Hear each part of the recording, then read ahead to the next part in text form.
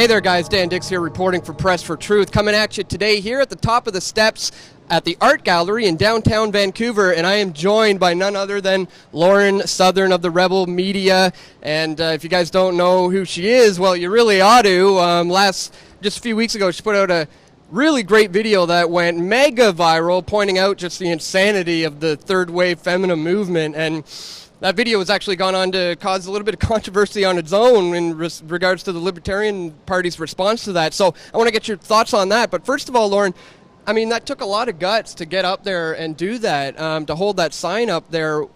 What was the inspiration for you to pull off something like that?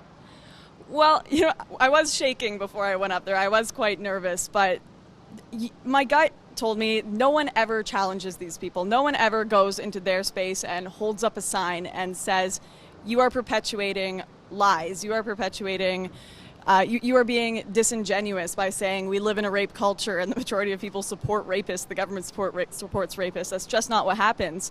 And the facts that they're giving you, whether it be 1 in 5 women are raped on campuses, whether it be the wage gap, those kind of things, and no one ever really goes and challenges them. And I'm not surprised. They're scary to challenge. They have a mob mentality, which you could see what happened to me. They had a mob come around me and just start yelling at me all at once. They mobbed me on Twitter after. They created lies about me. But people have to start standing up to this because it's just going to start becoming more mainstream and more mainstream.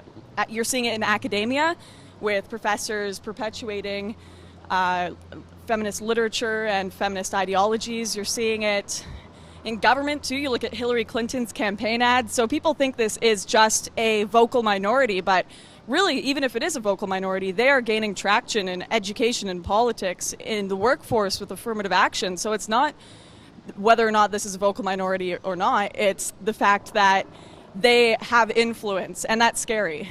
Well, it is a huge movement that is gaining a lot of traction, but maybe you can point out a little bit of the differences between what third wave feminism is and what actual true feminism, in regards to women's equality, because people may be confused about the differences here. Yeah, for sure. The problem is with feminism is they are for supremacy and entitlements and not actual equality. If they wanted actual equality, instead of pushing for more women, well, they would still push for more women in STEM fields, but they would also push for more women in greedy jobs. They would push for more women in plumbing and garbage pickup. They would push for more men in nursing, but they're not interested in that. They want women in nice air-conditioned offices, high-paying jobs. They're not interested in total equality. It's men doing all of the high-paying, dangerous jobs, but you never see feminists pushing for women to go into those. You see them pushing for things like affirmative action. You see them pushing for women's studies, but never studies of men's issues. You don't see them talk about men's issues at all, despite the fact that they claim they do. They claim that if you get rid of toxic masculinity, if you get rid of the patriarchy, men becoming more feminine will help them, which is, if you have too much of anything, you're going to have a problem. So feminism is completely gynocentric. It's completely focused on women's issues, completely focused on their solution to men's issues is to make men more like women. A true movement for equality would say you need a bit of both. You need to help both sides. You need to focus on men's issues and not have too much femininity, not have far too much masculinity, Yeah, well, the movement is definitely gaining traction, and it needs to be talked about. So that's why I was a little bit surprised in regards to the Libertarian Party's response in regards to removing you as a candidate from the party. Tell us how it all went down, and when did you first learn from the party that you were going to be being removed because of the video? Well, there was a lot of debate in the party initially when my video came out about the slut walk. A lot of people were very supportive about it. In fact, Tim Moen, the leader of the party, was very supportive. He said he thought it was a non-issue. In fact, he congratulated me in a message telling me to keep my activism up because it resonated with him.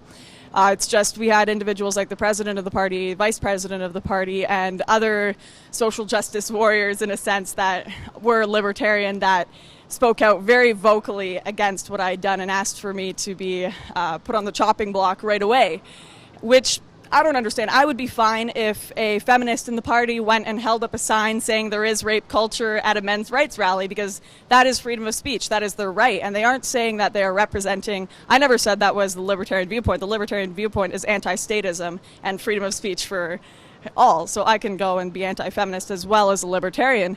However, because these people were offended, their feelings obviously outweighed my right to be a candidate for the party. Well, not right, but my candidacy. The real reason I was put on the chopping block was apparently the final straw was when I retweeted a video by Paul Joseph Watson. It was The Truth About Trans Everything. It was just a satirical video talking about identity politics and just kind of poking fun at people who change their identity every single day. Obviously not. It was obviously satire, obviously comedy. And comedy is very sacred to freedom of speech, in my opinion. You can't touch comedy, you can't get rid of comedy, and you should be able to offend absolutely anyone, whether it be big, small, rich, poor, trans, straight. Everyone should be offended by comedy. So that was, I don't believe that I was removed for the tweet, because I did delete it after. I believe that that was their excuse to remove me, these individuals that didn't like my anti-feminist rhetoric. Was there pressure on Moen as the leader to remove you? As you said, it seemed like he was, didn't really have a problem with what you were doing. I mean, what do you think of guys like Dave Clement and Mark and the other guys? Are these the ones pushing for your removal? Oh, absolutely. And I've been told by both Tim and other members of the party that they had been pushing for my removal. And yes, I do feel like Tim was pushed into a corner with this. I feel as though he had vetoed their efforts to try and remove me as a candidate multiple times and had defended me multiple times. But I feel like he just got pushed into a corner and pressured so much to remove me as a candidate, and eventually he just had to stick with that decision after he made it. And I'm not even sure if he believes in the decision he made because of what he's said to me in previous conversations. I think he's sticking with his guns because that's the decision he made, and he wants to seem like a strong leader. And I have a lot of respect for Tim.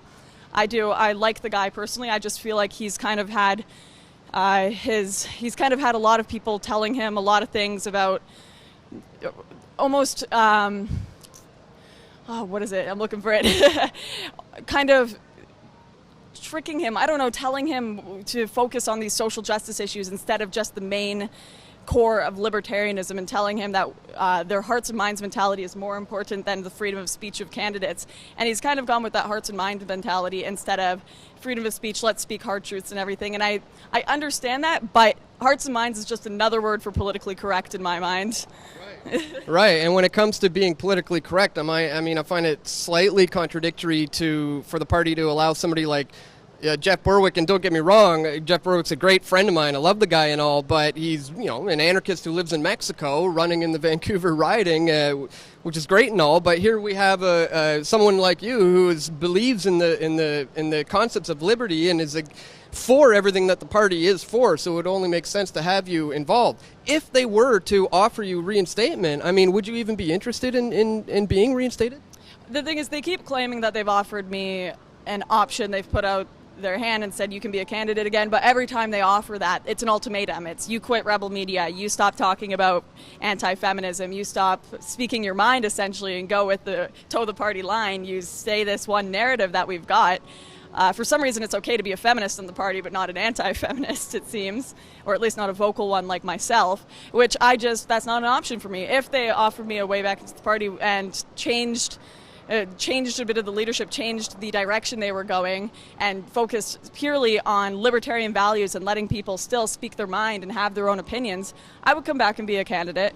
However, I haven't been offered that option yet. It's all been censorship in a candidate or leave.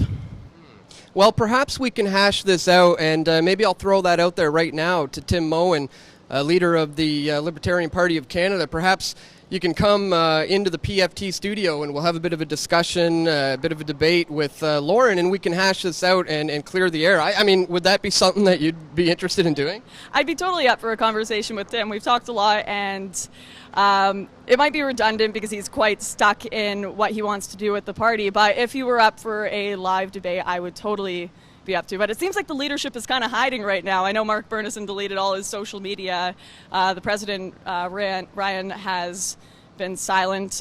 Tim has been quite silent on social media as well. But if you were up for discussion, I would be totally down.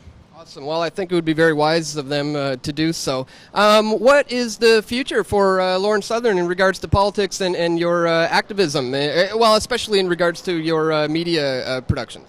Well, I am still a student studying political sciences, so I do want to finish my degree before I don't even know if I will continue with media, but if the opportunity arises and people are being ridiculous radicals out on the streets, I will be there. And if anyone wants to join me, anyone wants to come to another Slut Walk with me, please do. Message me on Twitter. I'd love to have you there.